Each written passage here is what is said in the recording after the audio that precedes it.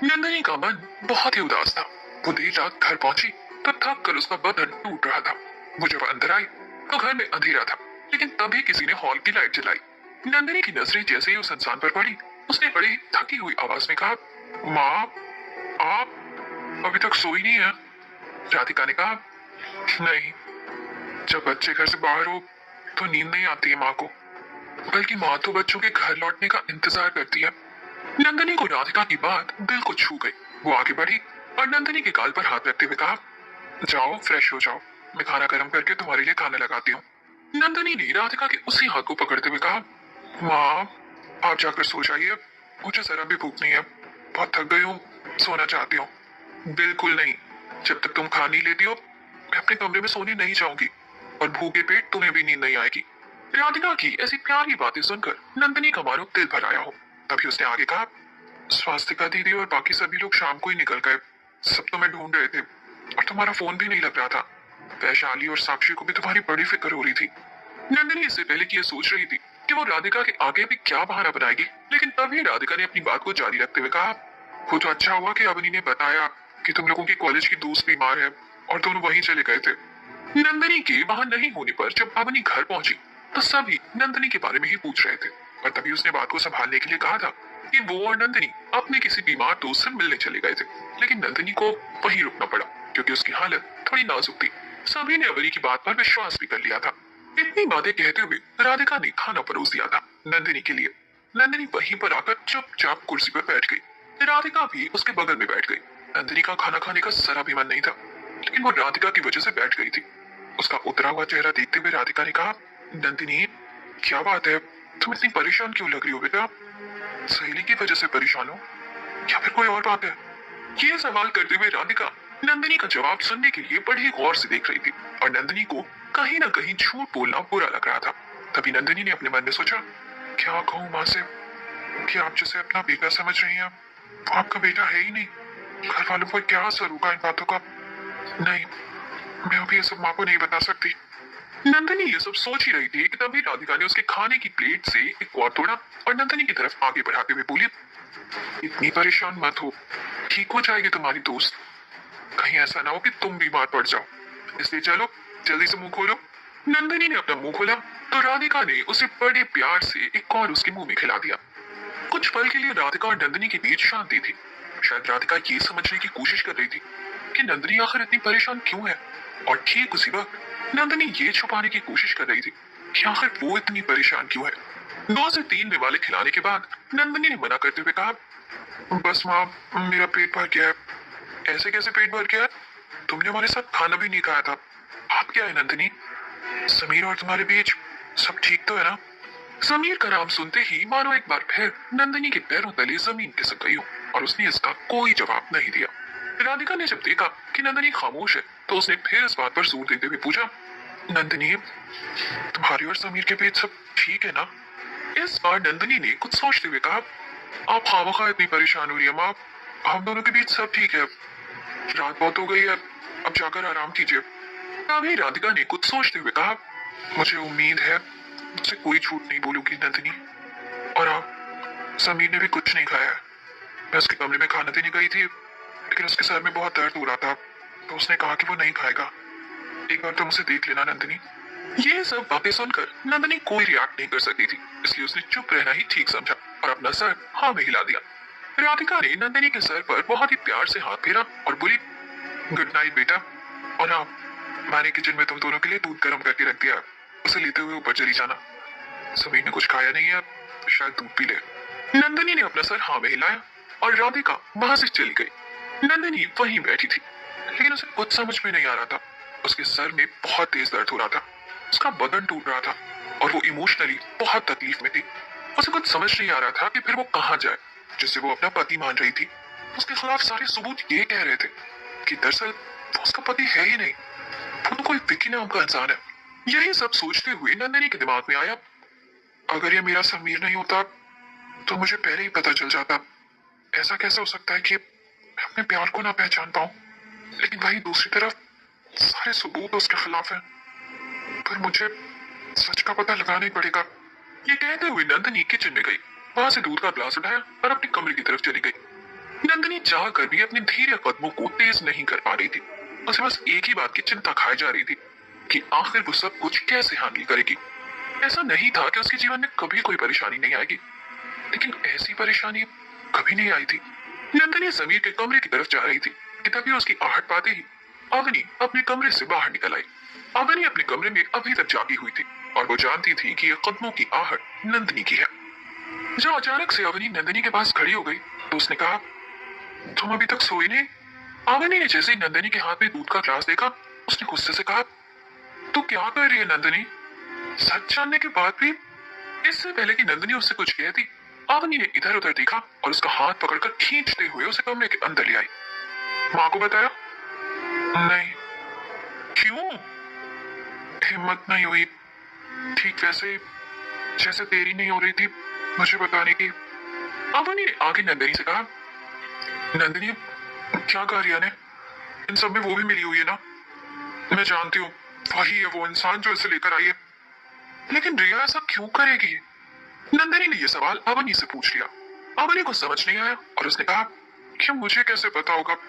तुझे क्या लगता है ऐसा क्यों करेगी वो? तू जानती है ना पहले से भी, ऑफिस में भी वो। इससे पहले कि अवनी आगे कुछ कह दी, नंदिनी ने कुछ याद करते हुए कहा, ऑफिस में भी अक्सर उसका बहुत अजीब बिहेवियर होता था। अगर वो लड़का विकी है तो वो हमेशा उसी के पास रहने की कोशिश करती थी और मुझे लगता था कि वो समीर के पास रहने की कोशिश कर रही है। और ऐसा सिर्फ मुझे नहीं लगता था बल्कि पूरे ऑफिस को लगता था। अवनी ने उसकी बात को गौर से सुनते हुए कहा, और कुछ?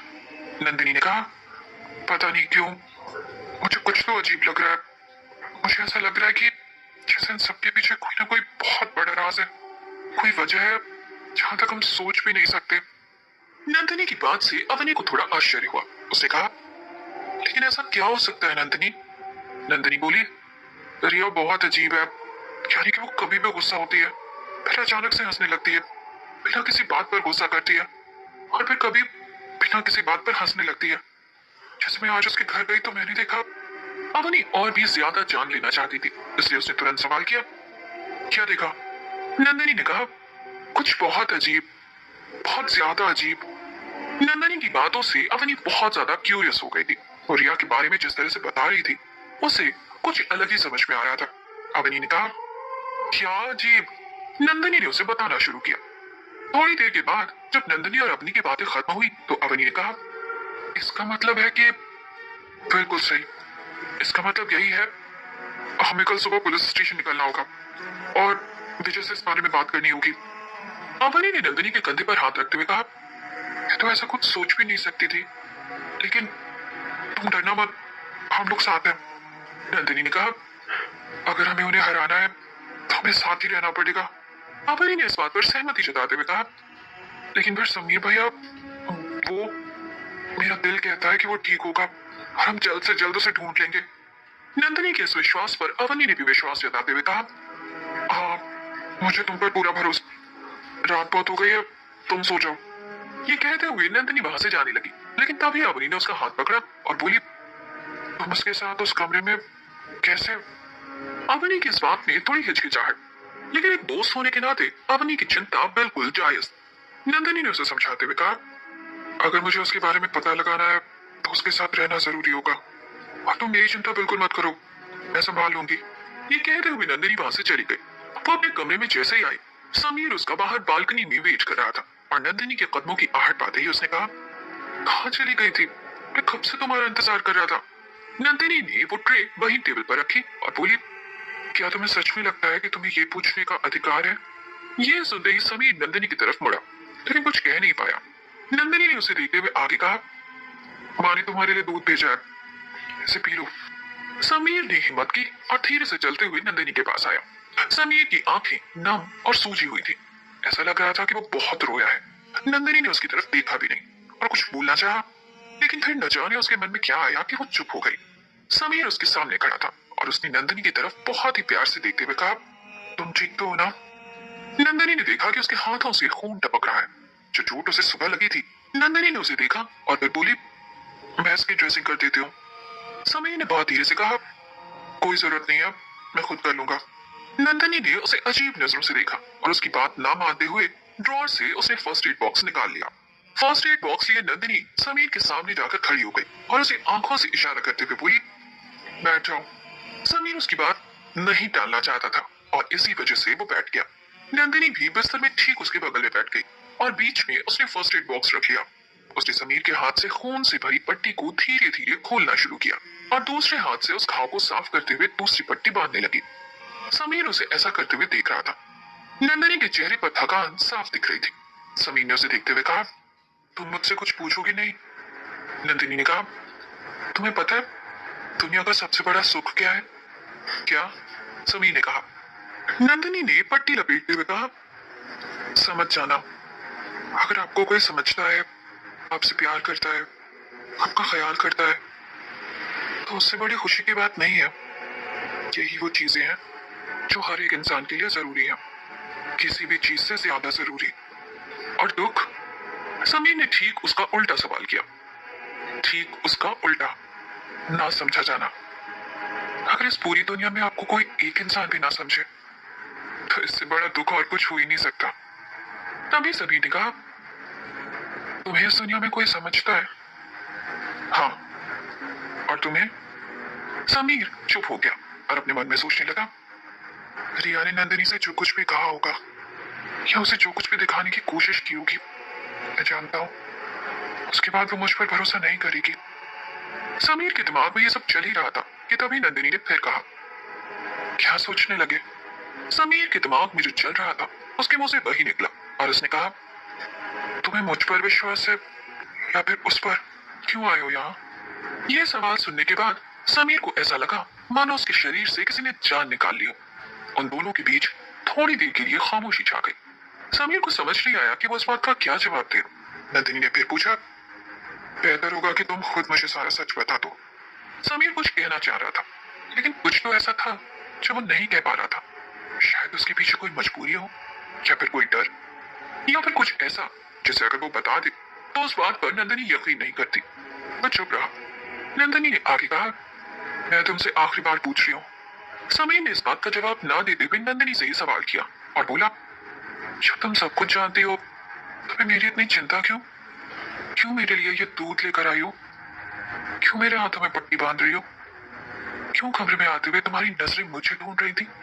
समीर के ये सारे सवाल सुनने के बाद नंदिनी चुप हो गई, लेकिन फिर लगभग 2 मिनट के बाद बोली, शायद इंसानियत के नाते।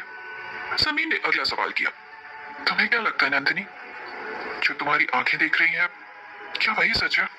इस बार नंदिनी चुप हो गई।